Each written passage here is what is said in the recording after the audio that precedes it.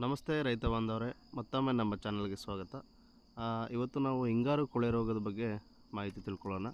ಮೊದಲನೇದಾಗಿ ಹಿಂಗಾರು ಕೊಳೆ ರೋಗ ಅಡಿಕೆ ಗಿಡದಲ್ಲಿ ಕಂಡುಬರುವಂಥ ಒಂದು ರೋಗ.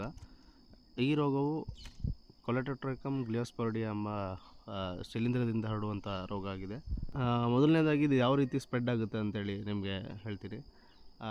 ಈಗ ನೋಡ್ಬೋದು ನೀವು ಈ ಗಿಡದಲ್ಲಿ ಇಂಥ ಒಣಗಿರೋಂಥ ಒಂದು ಹಿಂಗಾರು ನಿಮ್ಗೆ ಇಲ್ಲಿ ಕಾಣ್ತಾ ಇದೆ. ಇನ್ನೂ ಓಪನ್ ಆಗಬೇಕಾಗಿರೋ ಹಿಂಗಾರುಗಳು ಇನ್ನೂ ಇದ್ದಾವೆ. ಇದರಲ್ಲಿ ಆ ಫಂಗಸ್ಸು ಉಳ್ಕೊಂಡಿರುತ್ತೆ.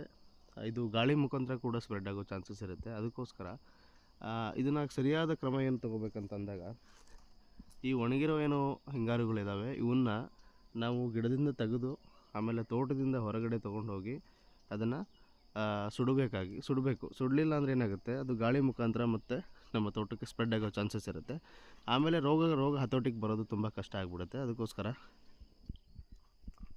ಆ ಒಣಗಿರೋ ಹಿಂಗಾರುಗಳನ್ನ ಕಿತ್ತು ತೋಟದಿಂದ ಹೊರಗಡೆ ಹಾಕಿ ಅದನ್ನು ಸುಡಬೇಕಾಗಿ ನಾನು ರೈತರಲ್ಲಿ ಕೇಳ್ಕೊಳ್ತೀನಿ.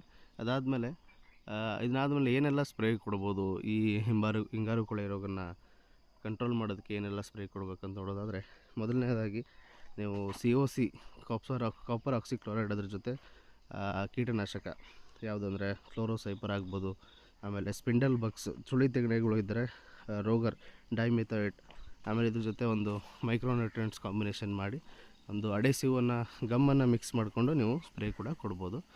ಆಮೇಲೆ ಇನ್ನೊಂದು ಏನಪ್ಪ ಕ್ರಮ ಅಂದರೆ, ಈಗ ಇದೇನು ಓಪನ್ ಆಗಿರೋ ಇದು ನೋಡ್ತಾ ಇದ್ದೀರಿ ನೀವು,